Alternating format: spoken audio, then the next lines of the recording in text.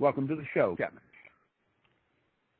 Well, thank you very much, and thank you for the kind words. And I'm happy that I've been so right, has helped so many people. And that's what this is all about. And when we see the things that are going on in the markets throughout the world, in our social life, and the threats to our political structure, not only here, but in other parts of the world, we even now have problems in Europe, which everybody's probably aware of. And things several months ago made a dramatic turn in Europe, although they didn't happen naturally. I think they happened deliberately, and I think they caught just about everybody off guard. And so there's plenty of things to talk about. Do you have any questions that you've got lined up there, Drew? Yes, sir. I got one right off the top of the bat from the Blog Talk Radio chat room. We'll start with those guys before we go to the Marine chat room. A gentleman that happens to be in Germany right now, he says, when Bob comes on, would you please ask him to explain why all the gold and silver mine stocks are not taking off like they should? Well, first of all, they have moved up. I'll take, just as an example, probably the leader of the pack, and that would be Agnico Eagle, and it's selling for almost $64. It was selling at $52 probably a month ago. We've had a move here in Mine Finders from $8.50 to $10. That's not so bad. And so they're moving. I think that people think that they should be moving better. And you know something? You're right.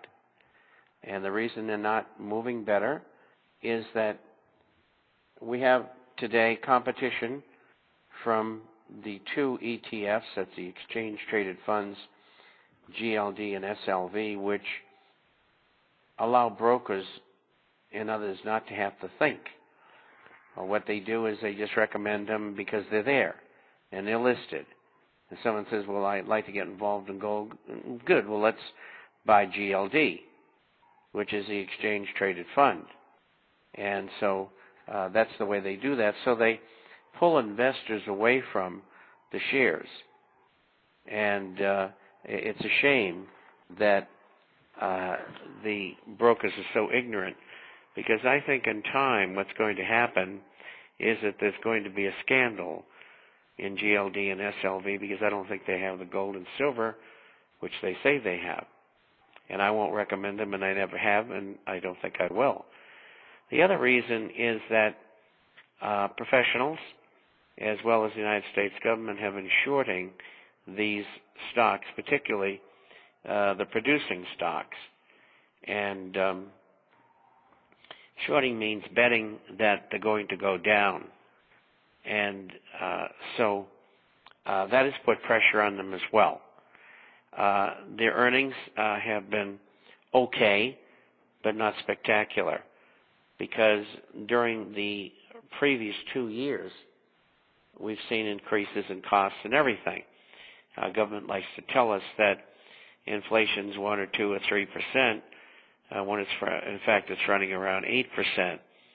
And so if you look at that compounded, costs in the last few years have gone up 25%. And so that's eaten into what would have been profits. But they will come, and I'll tell you why. Because when the gold goes from 1,000 to 2,000, as a hypothetical example, it doesn't cost any more, generally speaking, to produce an ounce of gold at 2,000 as it does at 1,000.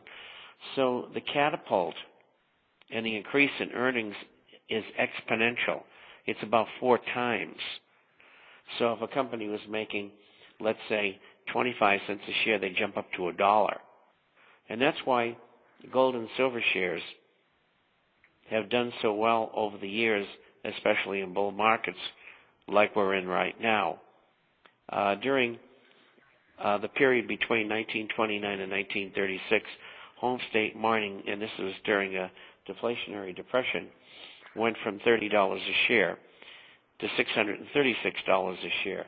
In 1978 to 1981, the average gold and silver share went up 40 times what bullion did. So we've had some pretty wild markets in the past. So you got to be patient with these in this market today. And the reason why, there are factors at play that people don't understand. And less than 1% of the population is involved in any way with gold and silver related assets. But the time is coming when they'll start catapulting. And so for those of you who can invest in the shares, just buy and be patient, and all of a sudden you wake up one day and your stock will be up 30 or 40%, and it will happen. And incidentally, I've been a specialist in gold and silver shares for over 50 years. I was a broker for 28 years, the largest gold silver stockbroker in the world, and I owned my own firm. And ladies and gentlemen, I can vouch for all of that. Those of you that are having a little sound problems out there, we're trying to get a U.S. phone bridge up from one of the Wind Talkers radio stations. They're doing their thing. There's no problems in Florida or Spain or the Wales or in Australia and New Zealand. So we don't know why some of you have lost your audio from this area. Remember this, if you have audio right now, just refresh your internet connection. We have over 22,000 people listening to this show, according to the bandwidth director. Mr. Chapman from the Marine Corps chat room, the public here in Europe is buying physical gold. People are having problems even finding it. The price of gold goes up here every 4 hours. You buy gold locally on a price, the gentleman will make a phone call and you pay for it right then for delivery tomorrow. He gives you a shit, a CHIT shit, and advises you to pick it up tomorrow morning. I have done this 3 times in the last week, and when I pick my gold up, he turns around and offers me 10% more than I paid for it yesterday. Mr. Chapman, is gold about to really take off soon or later? Oh, it's ready to go now. It's broken out. I said on a program yesterday, Discount Gold and Silver, that I felt that there was a possibility that the gold would fall back today and tomorrow and test 1120, which it broke through. And it came back today on the spot market, $13.90, and in the June contract month, it came back $9.60, and spot silver was up 17 cents, and June was up 16 cents. And I would expect a little weakness in a test of 12.18